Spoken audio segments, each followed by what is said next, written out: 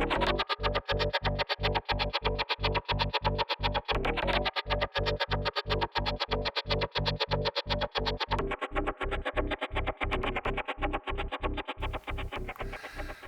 and welcome to another episode of Pushing Cardboard. This is number 33, Jason Carr and France 40.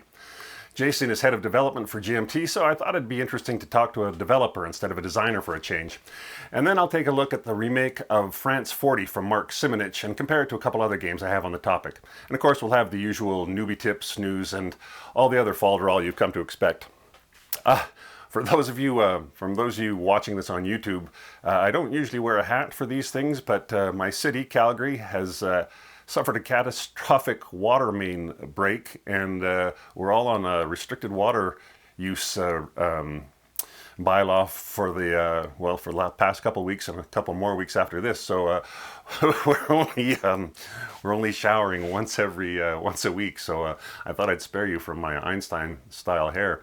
And then on top of that, I managed to contract another go around with the COVID. So for those of you listening, you can probably hear it in my voice. But I'm almost recovered from that. So all should be well. Anyway, back onto the regular stuff here.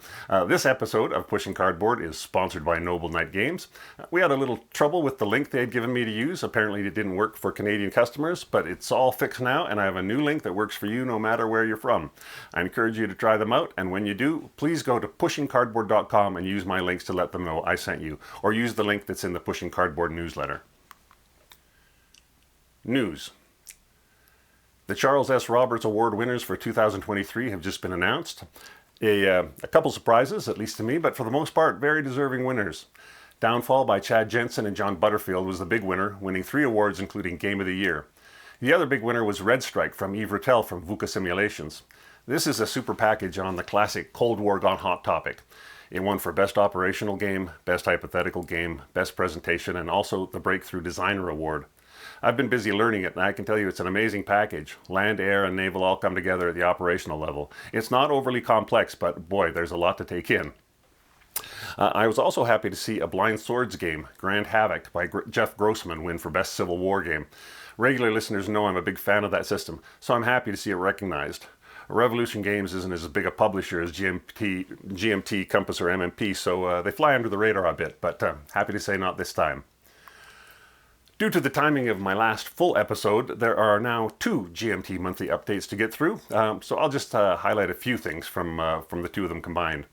First up, Mark Herman has a book coming out called War Games According to Mark. It's available on the GMT P500 system, and as you might expect, I'm pretty sure it hit its P500 mark just in a couple of days. The 2024 replacement counter sheet will be coming to P500 in July, and new on P500, Purgatorio, Men of Iron Volume 6, looks to be late 1100s to the early 1300s, set in Italy, and then also Thunder on the Baltic, Flying Colors Volume 5. And then finally the announcement of the dates for GMT West this fall, October 17th to 20th. That's just the highlights. As always, there's a ton more. I've linked to both of them in my newsletter if you want to read the whole thing. Band of Brothers from Worthington is not dead. We haven't heard from this series in a few years, but in fact, they've just announced a Kickstarter is coming for a new volume set on the East Front, so that should be interesting. 1812, Napoleon's Fateful March, and Traces of Hubris are now available from VUCA Simulations.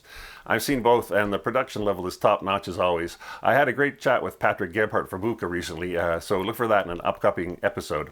And then finally, along with his Coast Watchers game on P500 with GMT, Volko Runke's Hunt for Blackbeard from Fort Circle is now on Kickstarter, so I encourage you to support that as well. What's on the table? Well, this month, let me tell you about Kernstown, part of the Blind Sword series from Revolution Games. This is an interesting package in that it features both battles of Kernstown, I think a year or 2 apart. Paul and I are playing the first of the 2, and it's an interesting affair. I'm the Union, Paul is the Rebels. One of the first things you notice in this scenario is that each of your leaders only commands a single brigade. In most of the games in this series, your leaders are division commanders, and when their chit is drawn, you get to choose which of their attached brigades to activate. Here, instead, we're drawing brigade commanders, so there's no choice. You just activate that brigade. It takes a bit of the choice out, but it's such a small engagement, so it wouldn't work any other way, as there's probably only one division commander on each side. The map has two main features, a small ridge called Pritchard's Hill in the upper center and a larger ridge on the left called Sandy Ridge. The Union starts out on Pritchard's Hill, the Confederates start directly south. There's VPs for both hills, but there's more for Sandy Ridge on the left. The immediate problem for the Union is how many units to leave on Pritchard while driving hard for Sandy. In our game, I came out of the Chit Cup late on the first couple turns, and the rebels beat me to Sandy Hill, though I've managed to hold Pritchard's Hill, and I think he's finally given up trying to drive me off it. But most of my units are battle-worn, and it's going to be hard to dislodge them from Sandy Ridge. The only good news left for me is that I managed to build up a lead in VP in the early game. He beat me to the ridge, but it still took him a while to actually control the victory hexes. There's still 5 turns to go, so he's more than enough time to catch and pass me, as he's scoring 6 VP to my 3 every turn at the moment. Unless I can pry him off 1 or 2 of his 6 spots, he'll be winning this one. We'll see. It's been fun, and I'm really looking forward to the second Kernstown battle to compare the two. New games to the collection. A light month, other than a local game sale of some oldies I got for a good price. But first, one I'll definitely be featuring soon on the podcast. Limits of Glory, Bonaparte's Eastern Empires is from a new publisher, Forum Square. I think I've mentioned them before. Anyway, this is their first game, and I've played it, and I look forward to talking about it. It's very different from anything I've played before, and its art style is unique as well. And other than that, here's the box of oldies I picked up. 1776, the game of the American Revolutionary War. This is the old Avalon Hill game. Back when it was still on the shelves, I just wasn't interested in anything much beyond the 2 world wars, so I gave it a pass. But it's one I've always wanted to look back on, check out. 2 18XX Railroad games, 1853 and 18 Chesapeake. I need to see what the fuss is about with the 18XX series. I haven't played any, so this will be interesting. Clash of Wills, Shiloh, 1862. Martin Wallace is a co-designer on this, which is usually good news, so we'll see. Devil's Den, this is another Avalon Hill game from 1980. It'll be interesting to see if it still holds up. This is one of those ones where I might only get a single play, but I think it only cost me $15, so it was worth checking out. And then None But Heroes, this is another line of battle game from MMP. I haven't played the only other one I have in this series, but as MMP reprints things so rarely, I can probably hang on to this and use it as a down payment on my kids' tuition down the line. Books. Well, I'm back onto another history book. This time it's Sicily 43, The First Assault on Fortress Europe by James Holland. It's a fairly detailed account, almost day by day in the different parts of the island. He details what went wrong with the paradrops and the glider landings and points out that the elite units that were landed by boat were way more effective. He shows the gradual disintegration of the Italian units and how the fighting went from feeling like a cakewalk in some spots early on to harder and harder battles as more and more German troops were brought to Sicily, and as the Germans retreated to the northeast tip where the terrain was mountainous and the width of the front kept shrinking. Perfect defensive terrain. There's also a fair bit about the air war, such as it was, and plenty from the German and Italian perspective, not just the big picture, but boots on the ground stuff. I don't think I've read anything by Holland before, which is a pity that I think I've been missing out on an entertaining author. Recommended reading if you're interested in the invasion of Sicily. Newbie tips. Looking at that piles of games and seeing American Revolution War games and American Civil War games, it put me in mind of what I think was a great mistake on my part when I was younger. I tended to only play games on periods of history I was fairly familiar with. Being Canadian, that meant I only knew the basics of the American Revolution and Civil War, and almost nothing about the English Revolution, or the Greeks for the Romans for that matter. They really did a shitty job of teaching us history. All I really knew about was the 2 world wars and the War of 1812, and that was mostly from books I read on my own time, nothing that I really learned in social studies. Somewhere along the line, I started to buy games where I didn't know the history and let the game be my introduction. I'd play the game, and if it sparked my interest, I'd go looking for books. I think this is a much more rewarding way to do things, and it's opened up giant chunks of history for me. I'm sure that's the way many of you have operated all along, but I mention it in case anyone listening is as backwards as I was. So my tip this month is simple. Take a chance on a game about a piece of history you know nothing about. You'll probably learn something and get a good game out of it to boot. All right, it's time for my interview with Jason Carr. While Jason is trying his hand at designing, he's known primarily as the current head of development at GMT. I thought it would be interesting to talk about what a developer actually does and see a bit about how the sausage gets made. Here it is. Okay, hello. I'm here at GMT West with Jason Carr. How are you doing, Jason? Doing really well. We're here today to talk about game development. What's your official title here at GMT? Head of Game Development, or what? Yeah, Head of Development, Director of Game Development. Right. There's not a lot of companies that have your position, like in the wargaming. I'm sure in the Eurogame space there's probably plenty, but in the wargaming and historical gaming space, there's probably not a lot of companies that have a dedicated head of development. I don't think that there are very many. I think most wargaming companies, the owner of the company kind of fills that role. Right. Yeah. That's what I was thinking. It's like so many of those companies are so small that it's almost a one-man or a two-man shop. How did you? I mean, what's your history with wargaming that got you to this idea that you were going to be a game developer? Yeah, most of my gaming experience actually comes from outside of historical games. So I have a lot of experience playing games on the strategy side. So games like Fantasy Flight's big coffin box series of games, StarCraft the board game. Yep. And Forbidden Stars, which is kind of the sequel to that. War of the Ring. And then my wife and I played a lot of Euro games for about a decade. And we just got progressively more and more into heavier games. So starting out with stuff like Agricola and moving towards heavier stuff. So I don't have a background primarily in wargaming. Wargaming for me is in the last 8 to 10 years. Right. And I got into that through Twilight Struggle, and then actually coming out here to the warehouse and having never played any war games.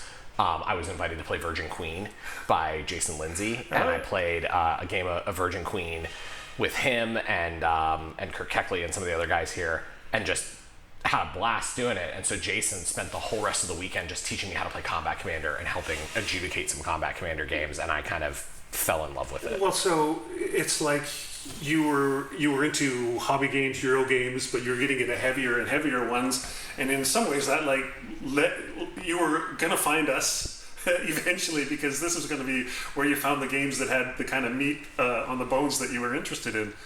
Yeah, and it is interesting how my interest shifted from primarily mechanical interest of like, oh, these games are doing all these cool things that I have not been exposed to, and feasting on that, to actually being much more interested in the stories that they tell and the history that's behind them. I have a history background. I studied history as an undergrad. So history's always been something I love. But this was a way that I didn't know that I wanted to experience history. It's been my experience that most history gamers, war gamers, are obsessed with the narrative. That like clever mechanics are great when they're in service of the narrative, and if there's any sort of disdain for Euro games, it's when they're all about the mechanics and the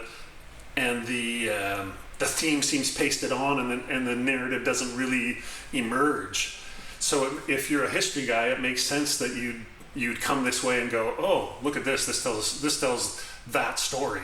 Yeah, I think Gene was saying yesterday that one of the really big distinctions between Eurogaming and wargaming is that Eurogaming, the puzzle isn't reusable. Like you said, pasted on theme. Well, what's really interesting to me is if you look at some of the games that people really go after for pasted on themes, and I'll use a simple example that I don't think that was a major complaint for this, but it's a good example of what I'm getting at, is if you've played Agricola and then you've played Caverna, they're very similar games. Mechanically, they are very similar. And so when Caverna came out, there was a lot of discussion about like, oh, is this Agricola 2.0? And in some regards it was, and a lot of the Eurogamers have chosen, like, I'm either in one camp or the other. Right. They don't want to have both, right? But wargamers are almost the exact opposite. We're like, oh, Cuba Libre is Andean Abyss again, and I want both of them because now I don't have to learn 2 sets of rules, I only need 1 set of rules. Right?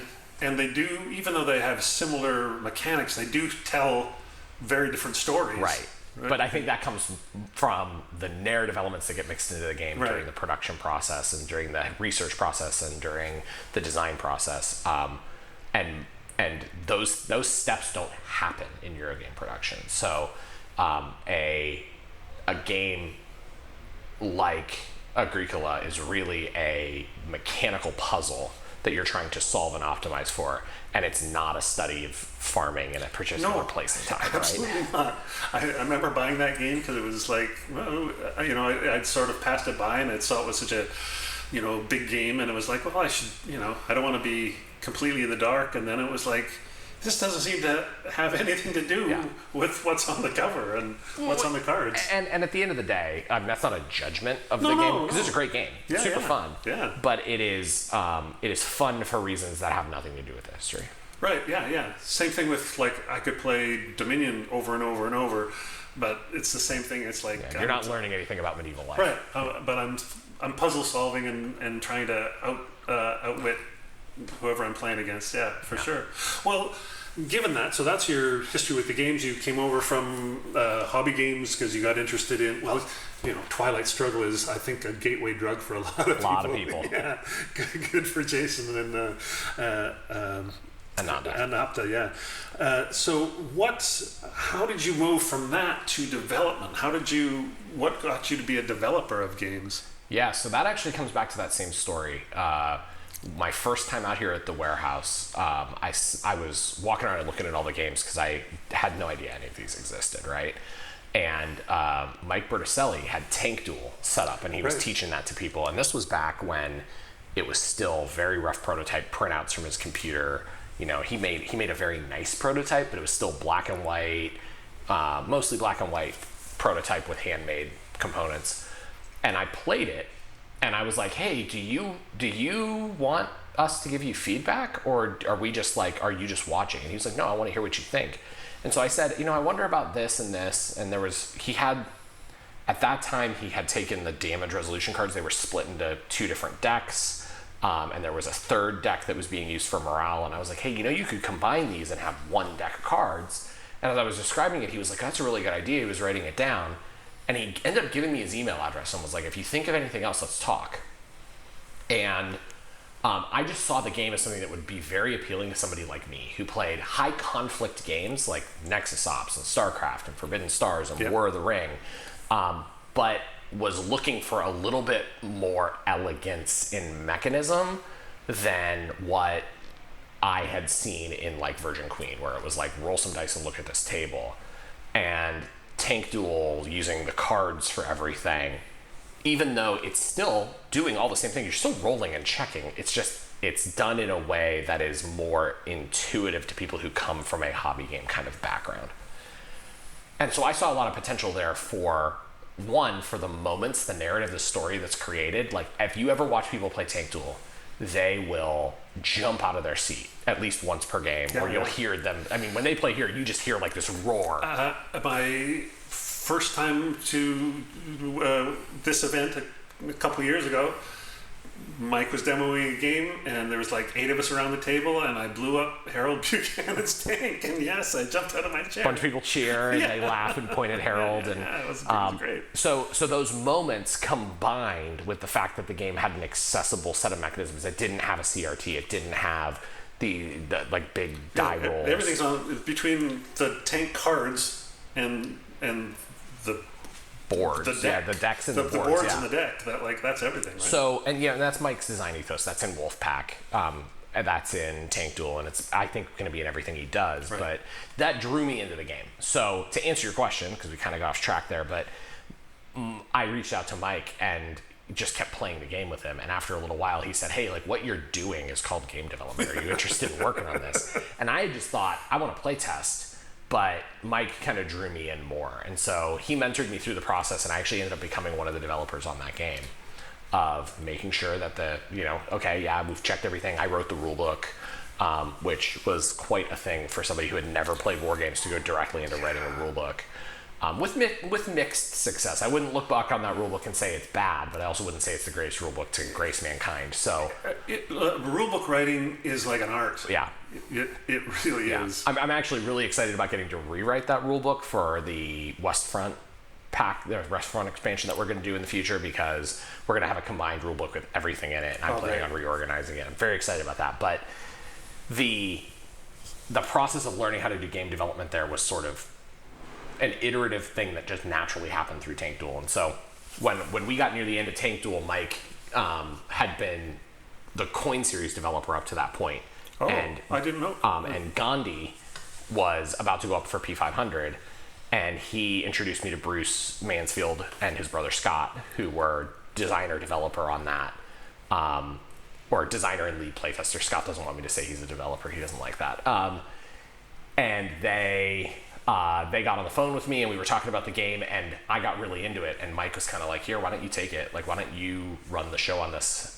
Because I think he was kind of burned out on the series at that point. Yeah. So I stepped in to do Gandhi, and then one thing led to another, and I just ended up picking up more and more projects. And Gene was like, "Hey, you're good at this. You should do it for everybody." Right. So now the director job is a mixture of running point on complex projects and actually doing the hands-on development, and then directing a team of developers. Right. So you are the director of development, but you also still do actual Absolutely. development. Yeah. And then you sort of like herd the kittens of the developers that you've assigned to different projects or designers have brought to those different projects. Yeah, I think there's three main roles that I fill. So one is doing hands-on development. So there's games like Hannibal's Revenge, where I am the actual developer doing development on the game. Then there's project management, where I am working with Kai, who's our production coordinator, and Justin Martinez, who's our art director. And every game at the company is fair game for the three of us. We will go through the list and we will say, what does this game need? And any gaps in development, no matter who was responsible for it, because there are games that I don't really touch. Like, we have developers assigned to those series, like Dick Whitaker is the developer for the great GBA CW series. Right. I don't get involved in his stuff. He knows how he's running his business. But when the games come to get ready to print, I'm still accountable for whether or not that job got done. Right. And so if we're looking at a game and doing final checks on it and there's gaps or mistakes or issues, I step in there to help fix that. And then there's all varied sorts of things that have to happen from art and from layout and from final component checks and making sure that the components are all there when we send it to the printer, and all those kinds of things that don't have explicit owners that basically come back to me. Right. So I'm not responsible for, the art direction, but I am responsible for saying, did all the components that needed to have art get done? Like, because it's my job to know everything about the game. Right. So I do that part, and then the third part is actually managing our group of developers, some of whom are like just on one game, and some of whom, like Joe Dewhurst, handle like 20 games. And in that capacity, some designers bring their own developer with them, perhaps, and then sometimes you might have a new designer and they don't have a developer, and you will assign them one. Is that basically how it works? Yeah, so there's a couple different ways that we do that. Some people come in and they're part of a design team. And so it's a designer and a developer, and that developer is someone that they've worked with at other companies or they've worked with in the past, and they want that developer to work with them for GMT. That's fine, we do that. And in that case, the designer kind of works like for the developer. The developer kind of works for the designer in that model, right? And typically what I get is a game that they've finished, and then I just do like GMT's final development on that. Right. The second model is we do have some designers who have dedicated developers for them. And so we've taken a developer and we've said, no matter what comes into GMT from this person, we're going to give it to this team. And they're going to work with that developer and have a designer and have a long running relationship with them. And at this point, that's me for a lot of people. Right. So if we were to get a game from like Jason Matthews, it would probably come to me. Right.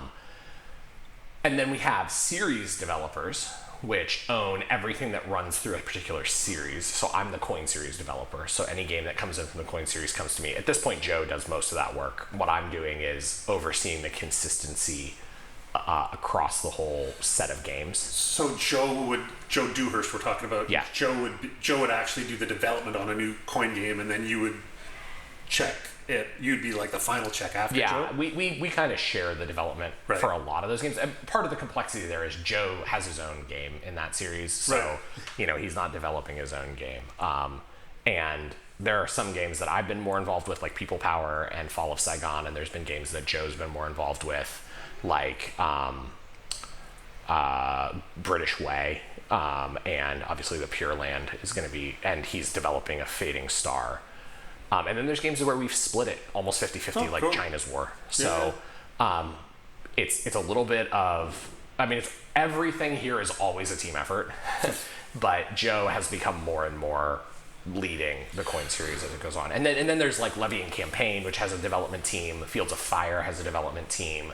Men of Iron has a development team. So there's a lot of these groups that have developers that are dedicated to entire series of games and making them really excellent. Well, here's this question. I don't know if you're going to want to answer it or not, but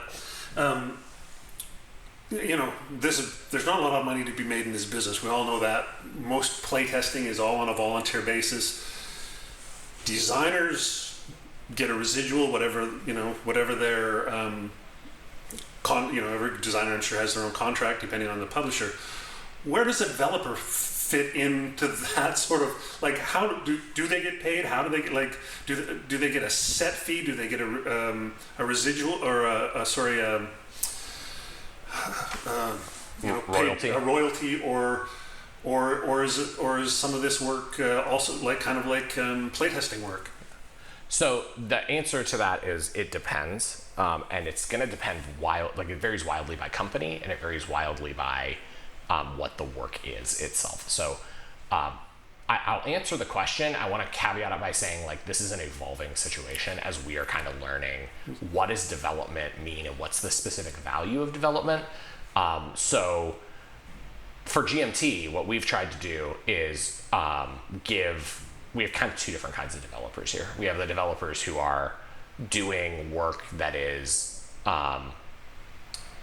that's consistent across a very large number of games, and so we use a mixture of a bunch of different kinds of compensation for them, but they are definitely paid to do that work. Yeah. And then we also have developers who kind of maybe are only working on one game and it's more of a passion project, and so they get a stipend and some free games.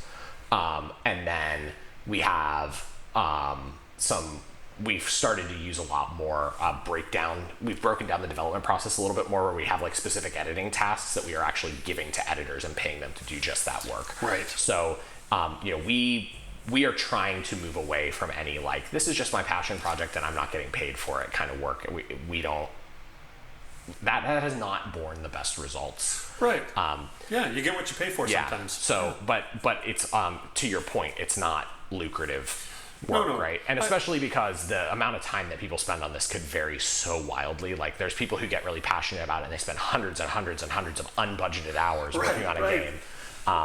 So yeah. I only brought it up because there, it's clear what a designer does. It's clear what a playtester does. But the developer lives in this other world. I was, before we started talking, I was talking about in the theater we have this thing called dramaturgy. Dramaturgs are people who help playwrights write their play. Once the play's written, then it goes off to the director and gets produced or whatever. But there's something similar, it feels like, with a developer that's got to kind of shepherd the creation process through, wherever it has to go, with a certain amount of sensitivity, where the game still is the designer's game. It's not the developer's game. So you can't, I've heard horror stories of when developers have fought with designers and because they had an idea of what they thought the game should be, but that there does seem to be require a fair degree of sensitivity to make it work, but also keep it moving forward. So I'm going to give you a fairly long answer kind of to the implicit question there, because I think that this is the heart and soul of development. Great. And I think it's missed by a lot of people. So as a developer, I'm representing a lot of different things, and some of those things are in tension with one another. So I'm representing the publisher, and I'm representing the publisher's interest in a game. So specifically, can we sell this to our customers? Are our customers going to be happy with this game? Is this game fulfilling the promises that we've made to our customers?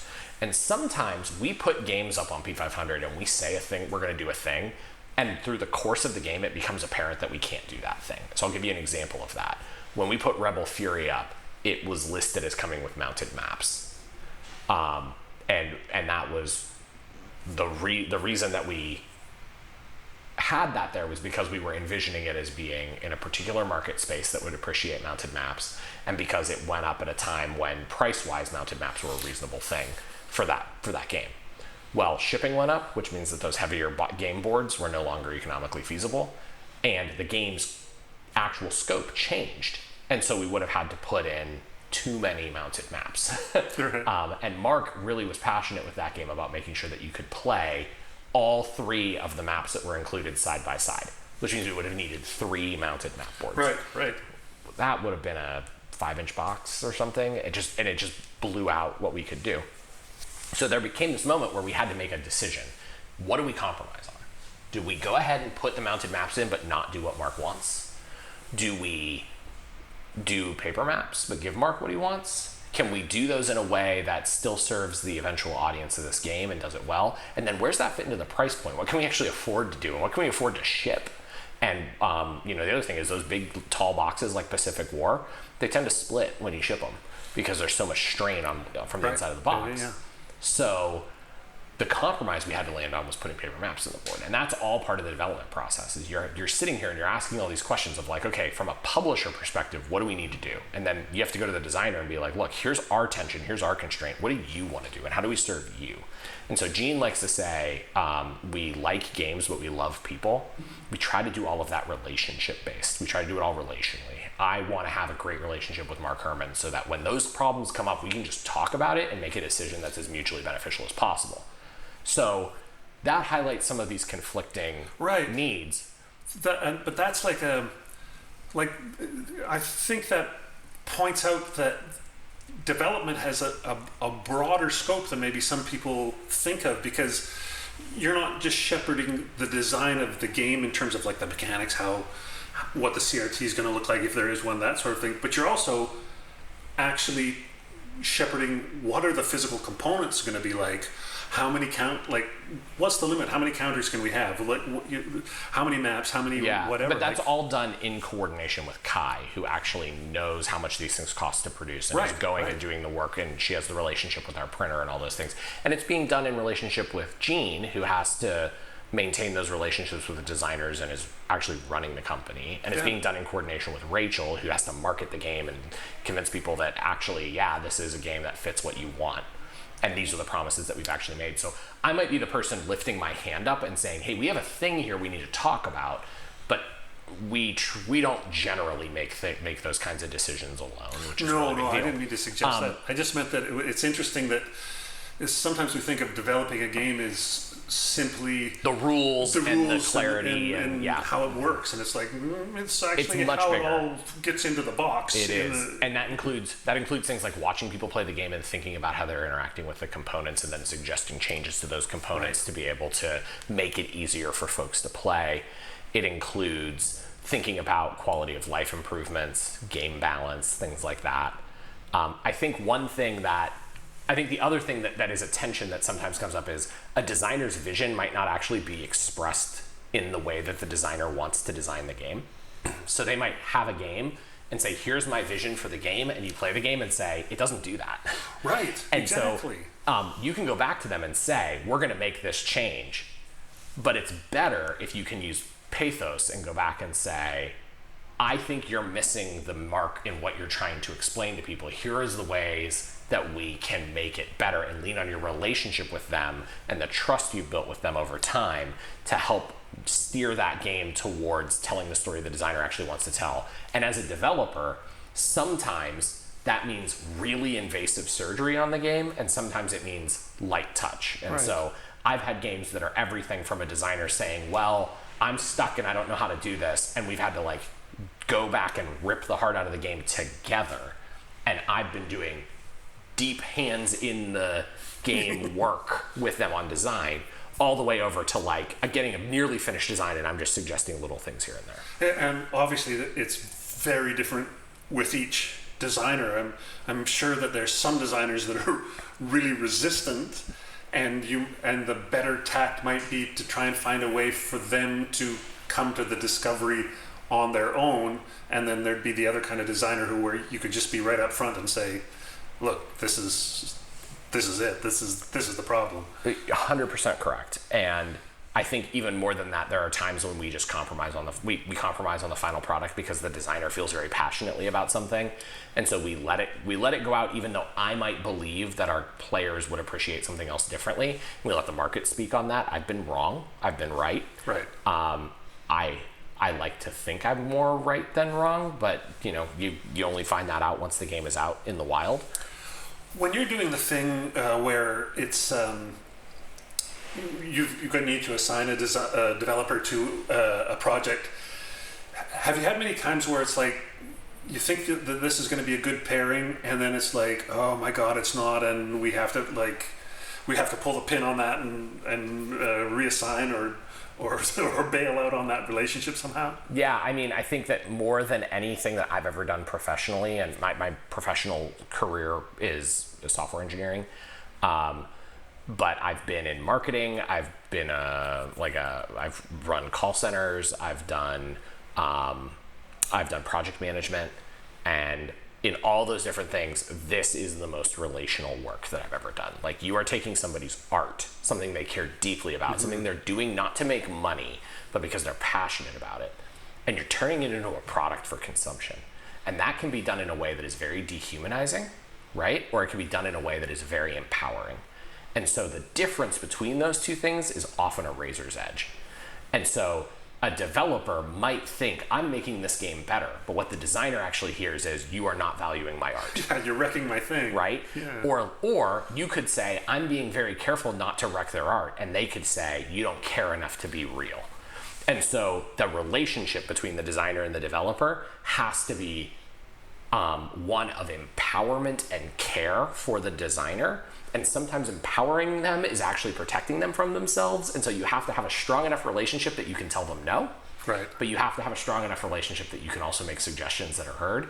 And some of that comes back to personalities and how they mesh. Some of that comes back to the kinds of designers we work with. And I'll just be like, I don't mind being blunt about this at all. We don't work with designers who won't take feedback. Right. So if you are the type of a designer who thinks that you've designed a perfect game, you don't even need to pitch it to us, because we're not going to hear it. We want people who want to come in and they want the next game they do with us to be better than the last game they did, always. Right. And if you're not interested in improvement, if you're not interested in bettering your craft, like, this isn't a great place for you. There are other places that I think would be better suited for your stuff. I'm amazed when I did a demo with Volko Ronke of his Coast Watchers game when it was it hadn't even been announced yet, and so talked to him a fair bit around that whole project, and I'm just like gobsmacked at his incredible desire to make this game better than the last one. Like, he's put out so many fantastic games, and he's still like, I think I could do it better. I just need to find I need to find a way to do X or Y better. And I think, like, the best designers are actually doing that. The best designers don't come in and say, this is aces, right? The best designers are constantly striving for something a little bit better. I like to flatter myself and think that I've worked with some pretty good designers. So I've done development for Mark Herman. I just did Rebel Fury with him. I've done development with Volko, and I worked with Volko and Mark on Fall of Saigon. I've done development with Jason Matthews on Twilight Struggle Red Sea. So I've worked with people who I think know what they are doing. Yeah. And top tier. I will tell you that all of them have in common. John Butterfield is another one. Space Corp Ventures, we worked on that. They all wanted to learn what they could do better. And I'm sitting here thinking, how can like 35-year-old me, who has been doing this for 5 or 6 years, tell you what to do better? And in each case, they were like, well, you have experience I don't have. You have a perspective that I don't have. Like, okay, generationally, sure, but also I came from a different kind of gaming. My pathway to gaming was different. I'm playing different games than they play now, right? I play those games with my children, and my children have a perspective that they don't have. And they want to hear it, they want to learn from it, and they just believe that every person's perspective is valuable. Yeah, exactly. Even if it's not something they'll ultimately use, they treat feedback as a gift. Yeah, and they honor it. And if it's And if it's something like, if it's a bit negative, it's like, I didn't like this, they don't get their back up. They're like, oh, I wonder what I could have done to have made that better. That, you know, like, or, you know, they don't take it as you being wrong for not liking it. They wonder about, oh, what, how did I miss making that good for that person? And I would be completely remiss not to come back to Mike here and just say, like, the person who exemplifies that for me is Mike Berticelli. He will listen to every person, and he might say that we ran playtests where we would have people give feedback for 10 or 15 minutes, and Mike would be listening and talking and asking them questions, and they would get up and leave, and I would be like, well, what did you think of that? And he's like, I think this game just isn't for them, and here's why I think that. And he would make his case, and he would say, but here's the things I did get out of what they said. Here are the things we do need to think about. And it might be a tiny little piece of feedback that was buried in something else they said, but he would ask the question to draw that out and be able to understand it. Because there are people who fundamentally misunderstand your game and give you feedback that's not actionable for you. But if you're listening intently, if you are actively hearing what they're saying, if you're engaging, if you're not thinking about why they're wrong, but you're trying to understand what they're saying, you will naturally you will be able to draw out more interesting feedback by asking really important questions, really clear questions, and driving the conversation to a place where you can get something out of it.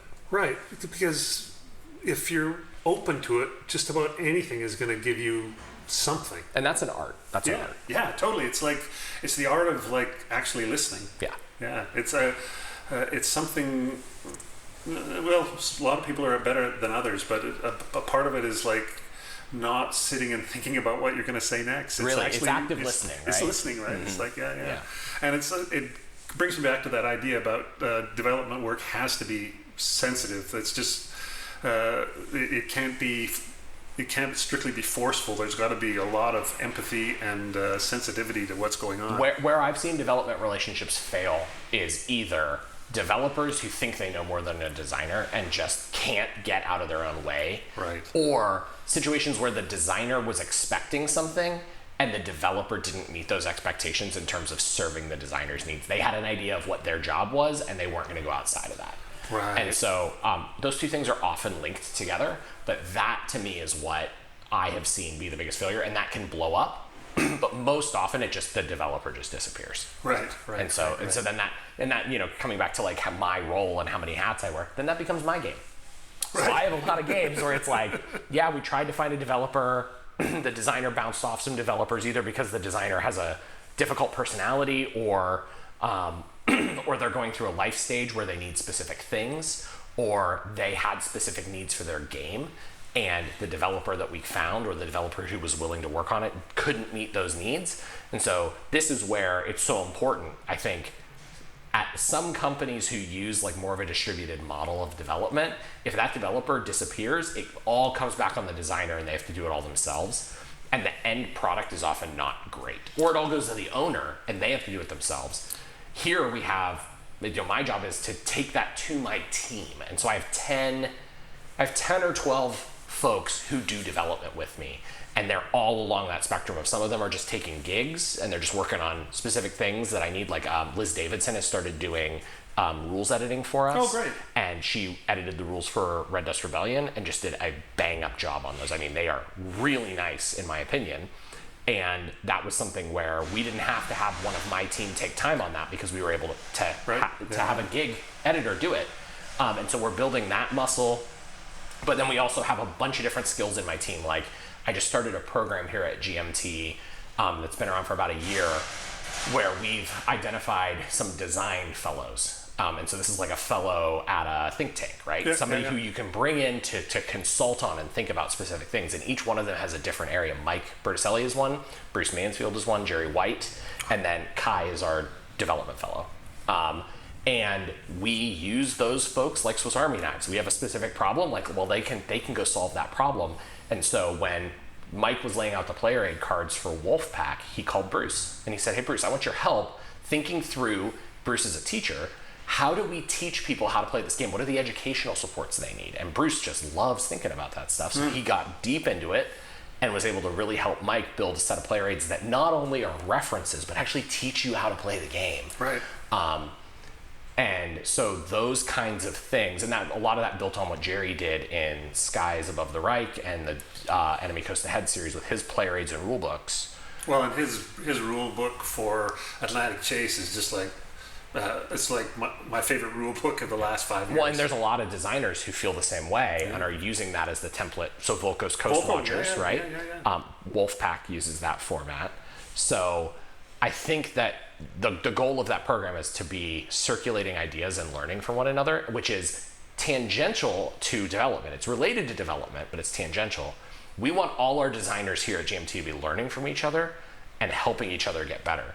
And too often I see designers who want to work on their projects but don't want to do anything else for anyone. Like they're like, well, I'm not going to get paid for that, or that's not part of my deal, or whatever.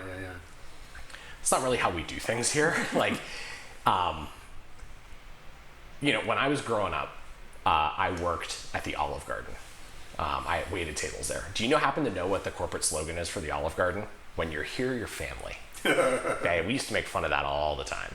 But that's kind of how GMTs run. Like, once we take one of your games, you're part of the family. And so that is both like a privilege in that we are very transparent with people and tell them kind of how things are going on and have a lot of trust in our designers.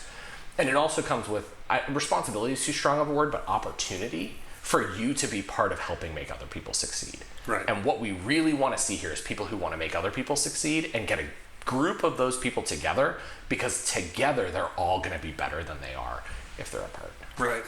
Well, and you see that at the event here with the designers that come by, the weekend at the warehouse events. They're all like chattering amongst each other and saying, "Oh, like we're all playing each other's games." They're interested in that. They're like, before I came in here, I walked by Jerry White playing Rebel Yell, right? Like it's like he said, I've only played it solo. I'm getting a chance to play it face to face. This is it. I want to see what Mark's done. So it's exactly that. Well, and they're also, that happens outside the warehouse weekend. So right. Jerry and I had a Zoom call 2 weeks ago and talked about a bunch of his games. Right. And I'm hearing what he's saying, and I'm thinking, like, who do I need to connect him to help make him successful in some of these other things? And there's other designers and developers who are kind of coming up through the ranks, like Adam Blinkensop did development on Red Dust Rebellion.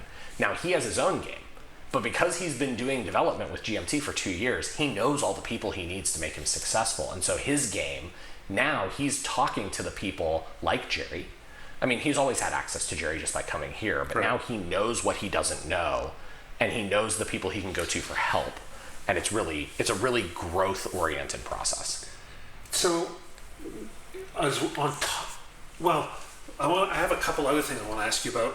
I think we talked a good bit about what development is actually like, but what projects are you working in terms of development on? Like, what's kind of maybe people wouldn't know about, or what can you tell me that you're working on that people might be excited to talk about or hear about? So my number one project right now is until very recently was helping finish up Red Dust Rebellion. Right. So Joe was the leader on that, and I was doing more of the project management side of it, but that game is done and is going to the printer in the next week-ish. So really excited about that. Right, yeah. I am focused on a couple projects now that that's done. One of them is the Weimar Republic by Gunnar Holmbach. That game is late in the art process, so we've got cards, we've got a map, we're working on player aids and rules. Is that multiplayer or just two-player? It's a four-player CDG covering the entire Weimar period. Yeah. Really interesting game. And then a couple, basically, I like to kind of do one big project and a couple smaller projects that don't need as much attention. So I'm working on getting In the Shadows finished, which is a two-player French Resistance sort of CGG from Dan Bullock and Joe Schmidt. Yeah, great. I'm also then kind of like looking farther down the line. I'm working on the new version or the next volume in the Rebel Fury, the Civil War Heritage series. Which is called Army of the Potomac and just went up for P500. Now, I saw what I think was a photo of some guys playtesting. But it looked like it had a really long map. A super long map. Yeah, so what we're doing there is you can basically link the entire Overland campaign. And so we have we're going to do the map we're still working out exactly how the maps are going to be sized, but we think it's going to be a 22 by 34 standard GMT map, and then an add-on map that you can overlay. Right. That'll get you the rest of it, and so you can do it as like one big running battle. Right. But Mark's working on campaign rules for that and what he wants that to look like. I've got a couple projects coming up that I can't say too much about that I've been working on. As of late, so I'm also working on Away Team with John Butterfield, so we're getting ready to put that into play testing, so that's a big... And what's that game about? So Away Team is, it's a spiritual successor to his Ares magazine game, Voyages of the BSM Pandora. Right, that's what I thought. So you are controlling a crew of an exploration ship, and there's a story that is unfolding as you're exploring these star systems and planets, and the game, I really can't say too much about it because, like, I'm being cagey on purpose because I don't want to spoil anything. Yeah, I get and actually, really interestingly, testing that, super complicated because you don't want to just ruin the game for people. So we've got a couple people who are kind of super testers who are gonna go through the whole thing, and they are just gonna, be super involved, and yep, it'll all be spoiled for them, like me. I'm not gonna be able to play the game without having had it spoiled. But we're working on ways to make sure that other people who come in don't have the entire thing ruined for them by playtesting it. There's a lot of text in this game. Yes. Yeah. I know it's not like it, but in some ways it puts me in mind of Ambush.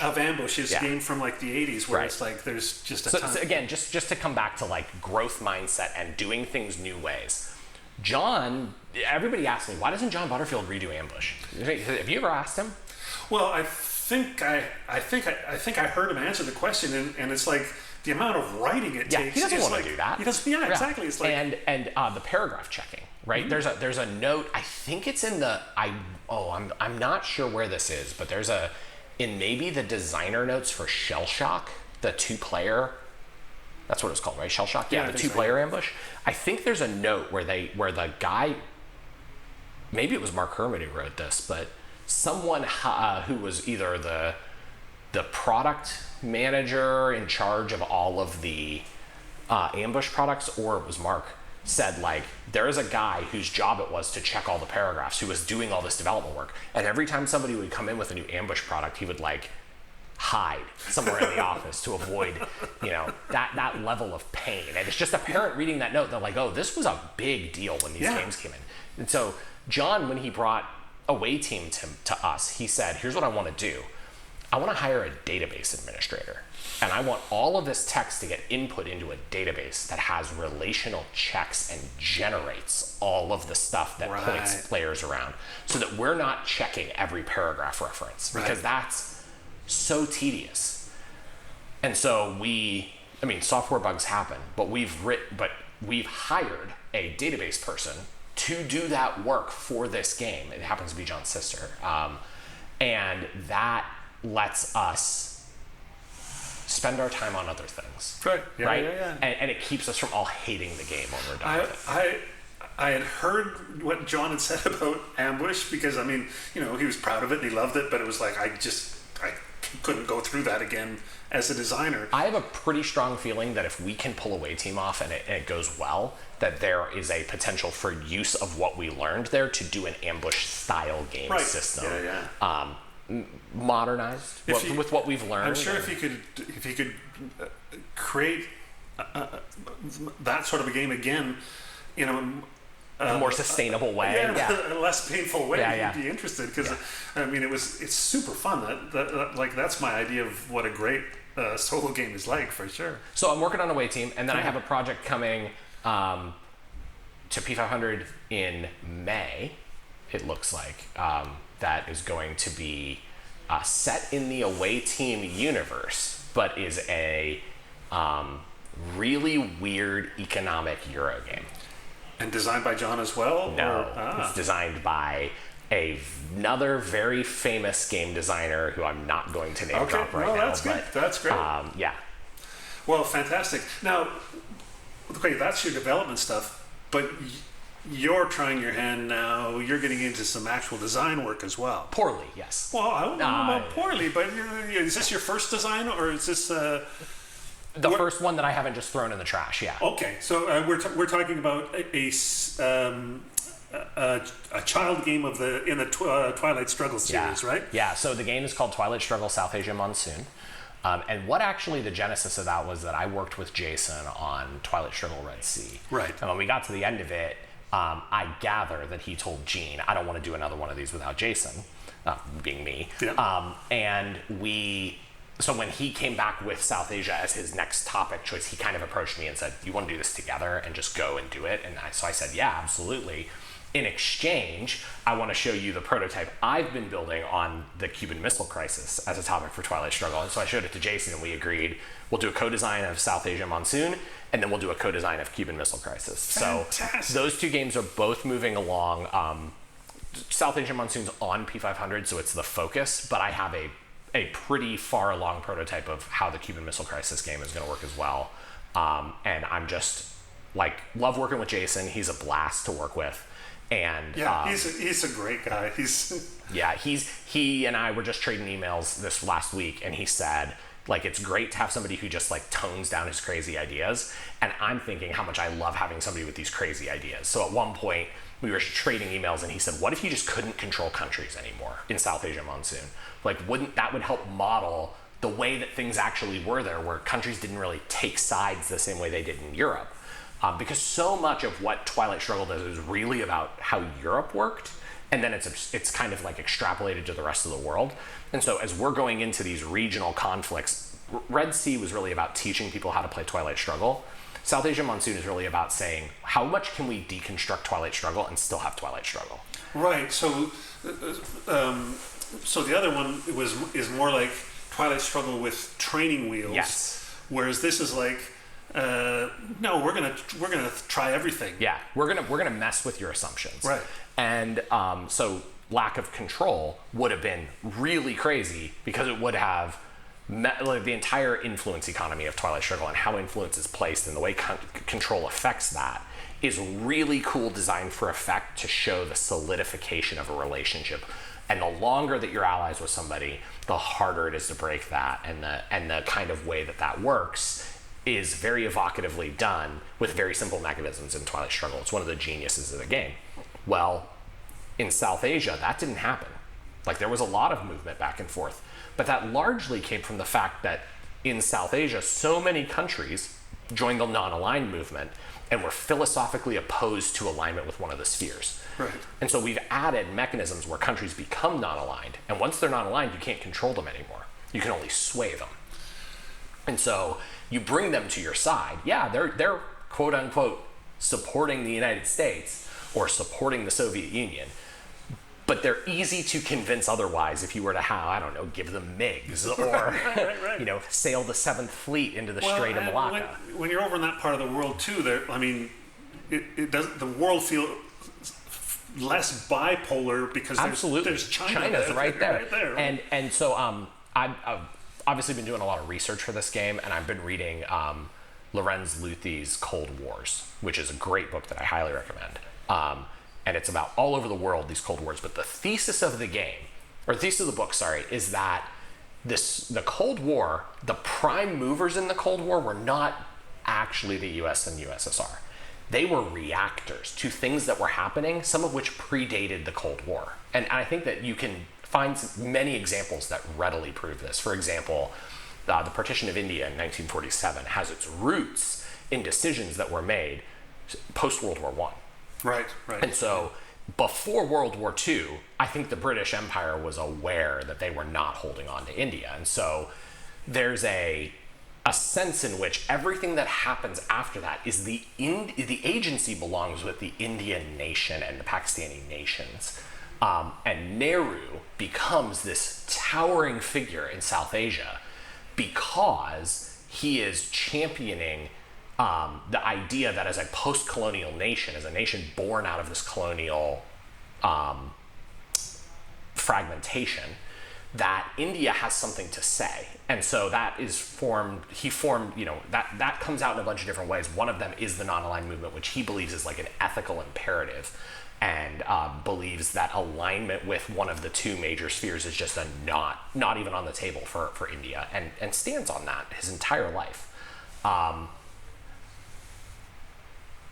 it also comes out in ways that like Twilight Struggle can't model well, because Twilight Struggle implies that the prime movers in the Cold War were the US and USSR. So one of the thesis points that Jason and I wanted to make sure came out in the game was the idea that the US and USSR are really kind of like they're trying to get their arms around things that are very much out of their control. These countries are going to become independent. What they control is kind of like, well, how much do we push them towards that, or how much do we try to restrain them?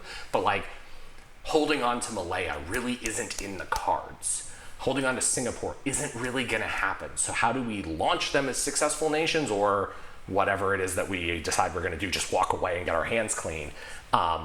And so the US has a say in when that happens, or the USSR has a say in when that happens, but they don't get to choose when it happens in the game. Right. And that provides agency to those countries implicitly through the game mechanics, and it presents a different narrative about what actually happened. Talking about that, it's I'm suddenly thinking about another game you guys put out just recently, the British Way. British Way, yeah. With I think one of the games in there is Malaya, right? It's like it is. It's like it feels like we're having a look at the post-colonial world all over again. We're having a moment here where we're reassessing what actually went on and how we're going to have a look at these things. Yeah, and I think that there are some games like Fall of Saigon touches on some of these things with the way the Paris talks work, where we're talking about agency in some of these different actors. Like the Paris peace talks at the end of the Vietnam War are really interesting because they're four-party talks, but not all four parties are actually at the table, right? The Republic of Vietnam wasn't given a seat. Right. And so the US is representing them, but the Viet Cong, who are basically a puppet of the NVA, we know now, have a seat at the table. Right? So there's this interesting dynamic that happens there, and the game tries to represent that and give an insight into like, this was a no-win in some ways for the Republic of Vietnam, and because the US was never really going to be fully aligned with them. And so that bad marriage that's represented in Fire in the Lake gains a new dimension in the way that the Paris Peace Talks work in Fall of Saigon. And Stephen Rangazis, the guy who designed British Way, gave us a lot of assistance in kind of designing the Paris Peace Talks. Right.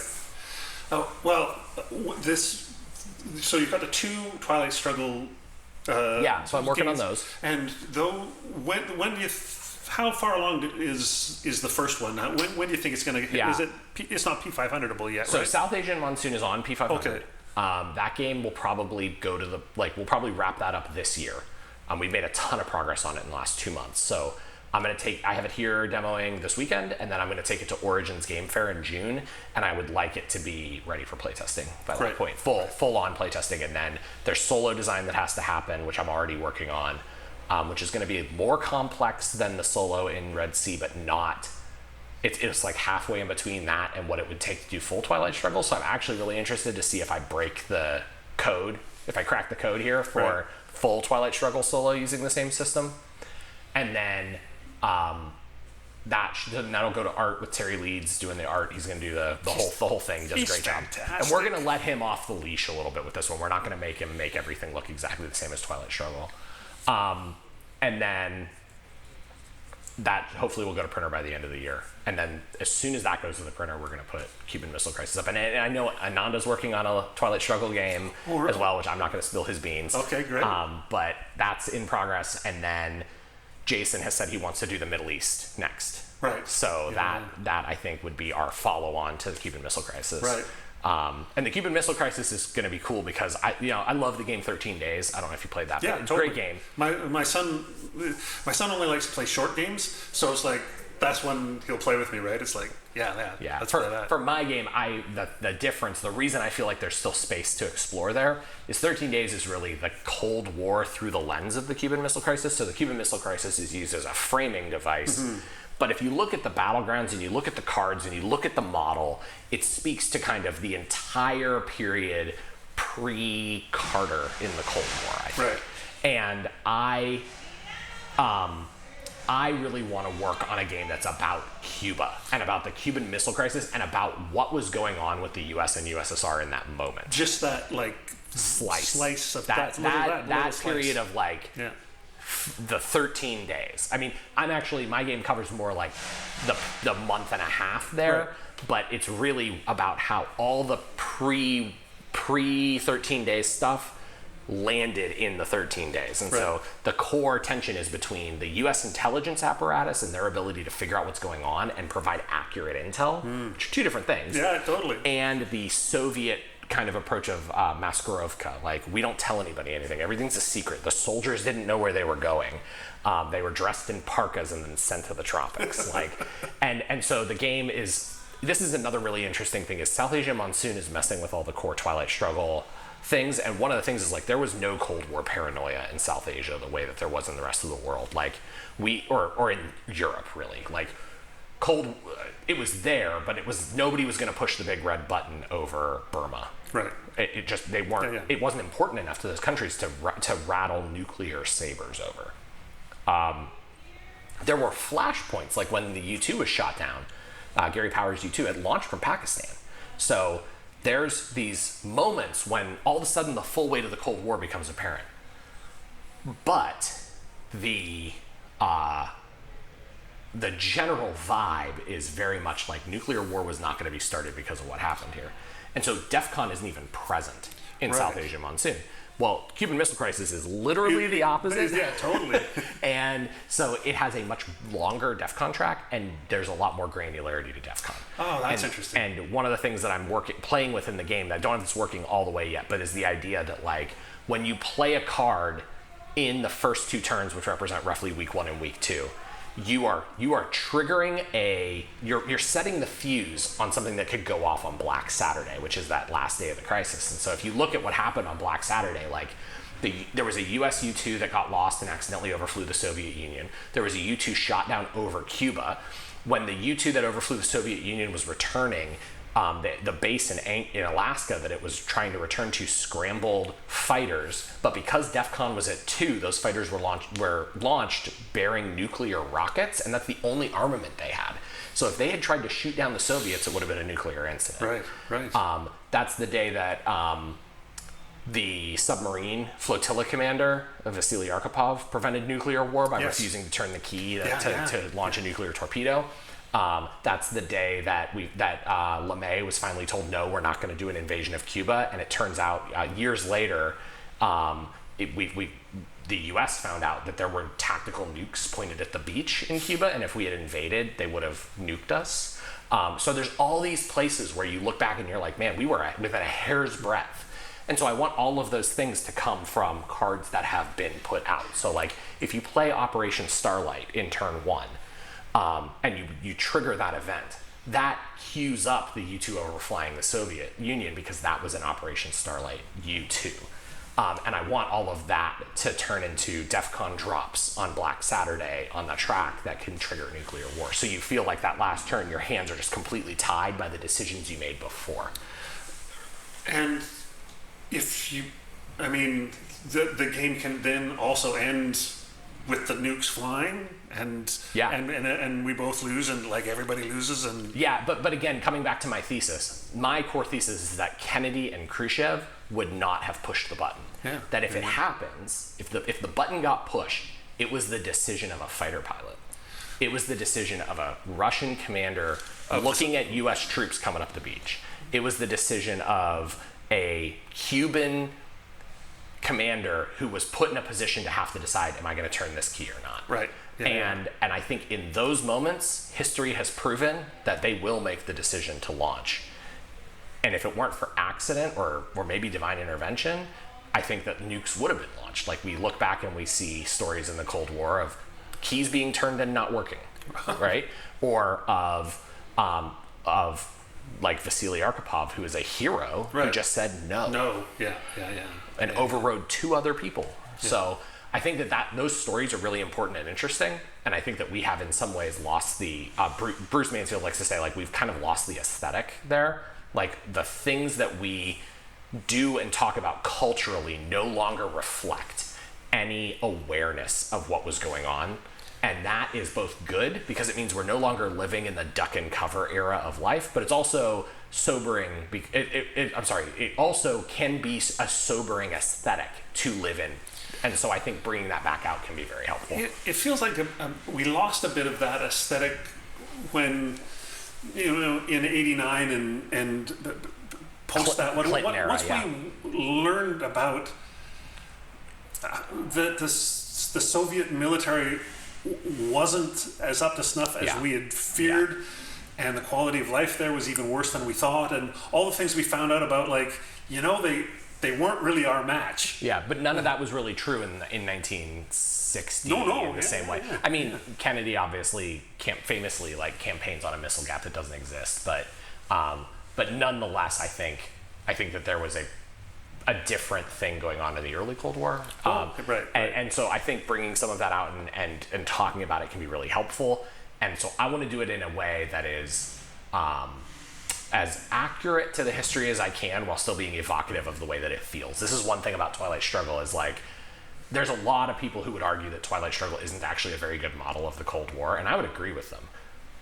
But I don't think that matters because Twilight Struggle feels like the Cold War. So again, coming back to that aesthetic, the question is culturally, what can we learn from the fact that we think that feels like the Cold War? And if we compare that to the history of what really happened, what does that tell us about how we feel and why we feel that way? And is any of that important? Yeah, I think it is. Mm-hmm. And so I think that a game on the Cuban Missile Crisis can play with those concepts and in a playful and interesting way can shine light on what is it today that is so much different about the way that we treat armed conflict that could just as easily turn into nuclear armed conflict? But we don't spend a whole lot of time worrying about that the way they did in 1960, 1961. So that's a question I want to play with. Also, the Soviet archives have been opened. Yeah. And so Sergei Plokov wrote a book called Nuclear Folly. I'm pretty sure that's the author's name. Highly, highly recommend that book. Super interesting. And it talks a lot about Khrushchev's perspective and what he thought was going on and why he was caught off guard by Kennedy and the U.S. response and the ways that his relationship with Castro was so manipulative to the Soviet position. And so in some ways, the Soviets got triangulated. Right? They made a move that they thought was powerful for the Soviets and really that they expected the US to ignore because they didn't feel like it changed anything. And the US, for domestic policy reasons, couldn't ignore it. And Castro felt disappointed when the USSR didn't want to really lean into it. And so, they kind of got stuck between Kennedy's demands and Castro's demands in a way that was ultimately ended up costing Khrushchev his position, and led to international loss of face. Right. Although not immediately. Right after the Cuban Missile Crisis, international opinion was pretty negatively directed towards the United States as the escalator. It's only in the 10 years after that changes, and the USSR is seen as having lost the Cuban Missile Crisis. Well, and then they ultimately lose. Right. Well, I'm excited to see the game when it finally sees the light of day. I think that's all my questions. Was there anything else you wanted to talk about before we wrap things up? Or no, I mean, thank you so much for the interview and the time and for being here. This is great. I'm so happy to be here. And I think it's going to be interesting for people to sort of think about development as a separate thing from design and kind of. I think you've shed some light on a few dark corners of how the sausage gets made. Yeah, for people who are more interested, I wrote an article in C3I Magazine that's called What is Game Development? I think it's issue 35. That is a great resource that talks about kind of the difference between design and development and what the different steps of development are, so I would recommend that. And then the other resource that I would recommend for people who want to get into game development is a book that's coming out by Maurice Suckling called Critical Game Design. Paper Time Machine, is the name of the game, name of the book. I would recommend that for them because the questions he's asking are the kinds of questions developers ask to refine the thesis of a designer, and so that book has just as much to do with development as it does with design. When I first heard about that game or heard about that book, I immediately tried to see how I could order it, but it was the only info was it was still just like in Europe was the only place. It was like, okay, I gotta wait till the it'll American. come out this summer. Yeah, so. there'll be an American publisher, and then everything will be. I got to pre-read it, and it's just excellent. It's going to be great. Yeah. Well, thanks so much, Jason. Thank you. I can't wait to see your games. Awesome. Ciao. Jason was great to talk to. And then we went and played Rebel Fury, where he kicked my ass. So all part of the GMT weekend of the warehouse experience. Okay, on to our game dive. France 40 by Mark Simonitch from GMT. This is a second edition. I never played the first edition, so I can't really let you know about how it's different from its original edition, but obviously there were enough changes that it warranted a whole new version rather than just an update kit. This is another game in Simonitch's Zoc Bond series. If you haven't played one before, there's an interesting use of zones of controls in these games. When you have two units that are 2 hexes apart, with either a hex or a hex spine between them, they form a Zoc bond over that hex or hex side. Zones of control work as you've seen in many games where you have to stop when you enter them, but Zoc bond hexes can never be entered, nor can Zoc bond hexides be crossed. Where in many games you can move at least out of a zone of control into another zone of control, and you can kind of scoot around a zone of control. You can't do that with these. So you can make a decent defensive line with units in every second hex in these Zoc bond games. The units are mainly divisions, but subunits go right down to battalion. Hexes are approximately 4 miles across, and turns represent a single day. Games on the Fall of France always have to wrestle with a thorny question. How did France, with the best army in the world and some of the best armor in the world, fall so quickly and decisively? I've read a fair few books on the subject, and I still couldn't say definitively. There was definitely a disconnect between the War Department on a political level and the actual army. There was almost universal belief that the one place the Germans wouldn't come was through the Ardennes woods, as it was thought to be poor tank country. This, even though they had several intelligence reports telling them otherwise. And it could also be argued that the Germans had much better leadership and initiative, whereas the Allies were always waiting on orders from above. In any event, of course, the Germans attacked mostly in the center of the French line through the Ardennes. They also did a feint attack in the north, where the majority of the French army was located along with the British Expeditionary Force. This is where the French were certain the main attack was to come, and so the Allies pushed forward into Belgium in an effort to hold the Germans along the Dial River. The Germans let the Allies push eastward in the north, while they pushed westward in the center with the bulk of their force. And then they turned northeast once they were behind the bulk of the Allied force, the famous sickle cut, and raced to the sea, cutting off the BEF and the better part of 2 French armies, eventually leading to their evacuation at Dunkirk. After that, the Germans were able to give the remnants of the French army their full attention, and France was soon to fall. So, how do you design a game that makes sure the Allies plow too far into Belgium and forget about the Ardennes route? How do you make sure the French command is sluggish compared to the Germans? Many designers have used Iron Maiden rules in the past to force the French to do things that are clearly not in their best interest. These sorts of rules can make for an unenjoyable experience for the French player, obviously. Simonitch here sidesteps most of the problem with one choice right up front. Rather than starting the game on May 10th with the initial thrust through the Ardennes, he starts it on May 13th, and the Germans are ready to cut the Allies off. He also cuts the action up into 2 separate games. The first is called Sickle Cut, and the German will win if they manage to keep the Allies from having any rail routes from the north to the south or southwest, while at the same time occupying as many of the Allied entry hexes as possible. The second game is called Dynamo, and it picks up starting the day after Sickle Cut game ends. It has its own map, which is the area directly north of the Sickle Cut map, and it features Dunkirk on the northwest coast. In this game, the object is simply for the Allies to evacuate 15 units off the west or south map edge. If not, then it's a VP race, with the French trying to score points by exiting units, having units still in supply at game end, and destroying German divisions. There's also rules for a combined game if you've got the table space for the 2 maps. Initially, Sickle Cut game was the more interesting of the 2 to my mind, and I suppose it still is a little bit, but it's close. I like them both. The game starts with the French strung out along a line running north-south from mid-Belgium in the top to south of Sedan in the south. Their units are heavier in the north along the Dial line, where they're given some fortified markers to beef things up. The Germans attack all along the line with the help of their air power. They'll break through at some point, likely once they're through the western edge of the Ardennes. And then it's a matter of racing west as fast as possible while still staying in supply and trying to sit on every rail line along the way. At some point, the French have to fall back and try to hack their way through to open a line. So the French will get to attack a bit as well. In my place, it felt like it was going to be fairly easy for the Germans as they broke through easily, but it's not so easy to maintain such a long line. You need to keep everyone in supply and deny the rail lines. And every entry hex you capture basically costs you a unit, so you start to run out of cheap troops. It's a near-run thing. As a further bit of chrome for the sickle cut scenario, Simonitch has added a couple simple but effective tweaks. The German player is given 6 GHQ counters, numbered 1 to 6. Each turn, the German player gets to place any of them that are not in play on any French stacks. Then he rolls 2 dice, and the chits that match those 2 dice are taken back off and placed aside to be placed again next turn. But any French units under the remaining GHQ chits are seriously hampered. Their movement is limited, they can't attack. I think it's a nice balance between letting the German dictate where the French are hampered, the random removal is great, but also not having real effects on the most important units.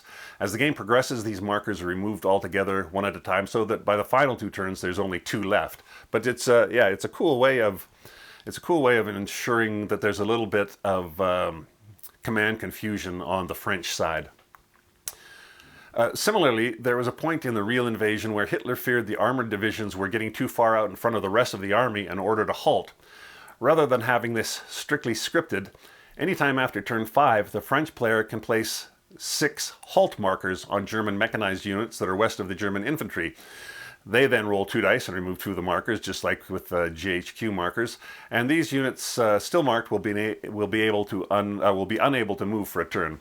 But unlike the French is it GHQ or GHG? I'm not sure. Whatever. The halt markers are only in play for a single turn. The halt mechanic gets used again in the dynamo scenario, but this time for the first 3 turns of the game, allowing the Allies a little extra wiggle room off the top. As well, for the dynamo scenario, there's a rule for Belgian surrender, which leads to the immediate removal of all Belgian units from the map, which is pretty shocking when it happens. But the big chrome rule for dynamo is the evacuation rule. Getting your units to Dunkirk is not enough. They don't simply just get to exit. Only 1 to 3 per turn will be able to get out. This obviously represents the lack of enough harbor space and the difficulties of evacuating directly off the beaches. You're going to be fighting off the Germans while you wait to get enough units off. I haven't mentioned movement or combat, but it's all pretty familiar to anyone who has played hex and counter operational games before. Units have movement allowances, and different terrain types cost varying movement points to move through. Combat is odds-based via combat results table.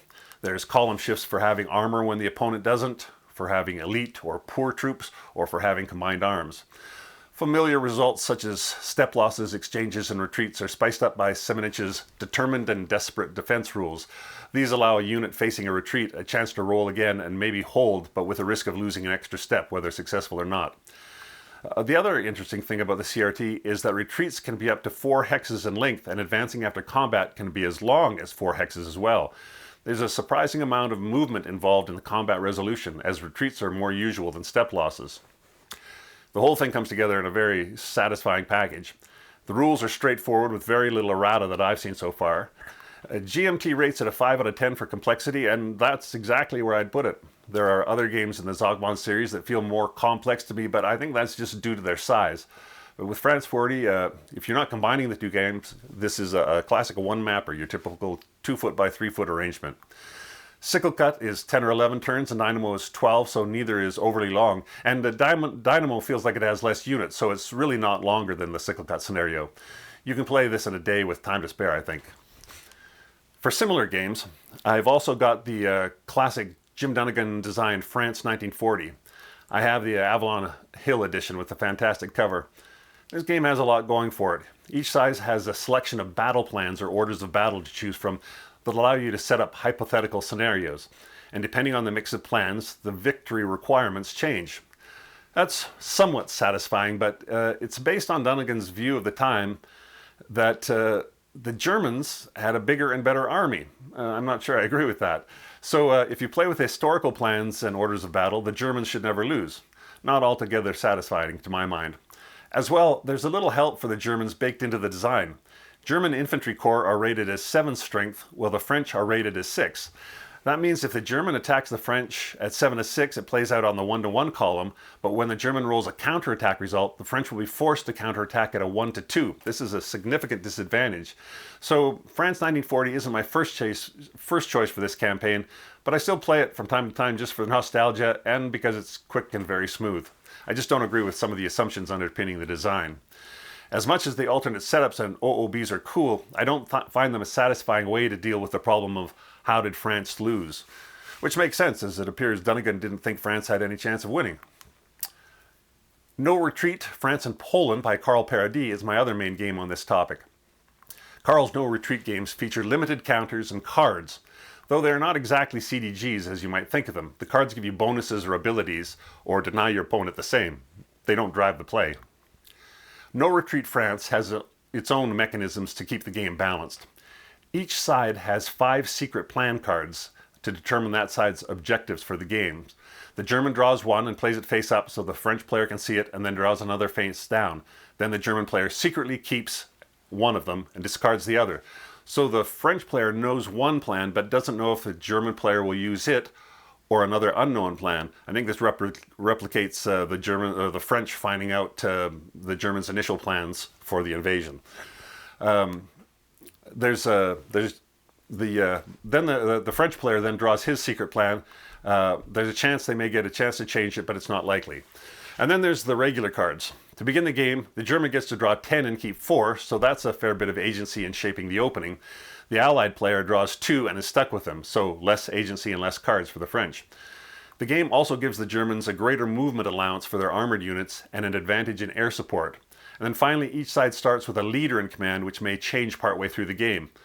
France starts with Gamelin, who has some restrictions on how units work together. He's eventually replaced by Wagen, who is a real upgrade but costs VP.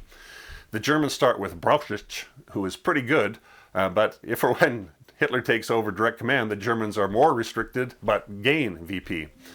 There is an Iron Maiden rule for the first 3 turns that prohibits Allied units from entering the Ardennes, but I don't recall a rule that makes the units on the dial lines stay that far west for a few turns. I don't know, perhaps it's baked into the cards. So, this game does have to resort to a bit of an Iron Maiden rule for the German push through the Ardennes, but other than that, there's a lot to recommend it. The secret plans really spice things up as they change some of the victory points awarded at the end of the game. You won't really know if you won or not until the plans are revealed. As to which game I'd rather play, France 40 or No Retreat, it really feels a bit like apples and oranges. France 40 is very old school hex and counters in many ways, many good ways, whereas No Retreat is area movement and features cards very prominently. It's a toss-up. I couldn't really pick. I'm happy to play them both. Parting shots. Well, hats off to Gary and all the folks that make the Charlie Awards happen. While we all may grumble about what did or didn't win or what did or didn't get nominated, let's not forget it's a huge lift to keep this thing going, and it's all volunteer.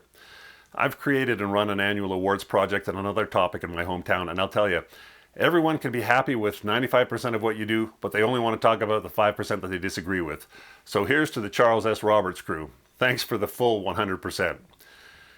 And thanks again to those who have become ongoing supporters of Pushing Cardboard, either through YouTube or Ko-Fi.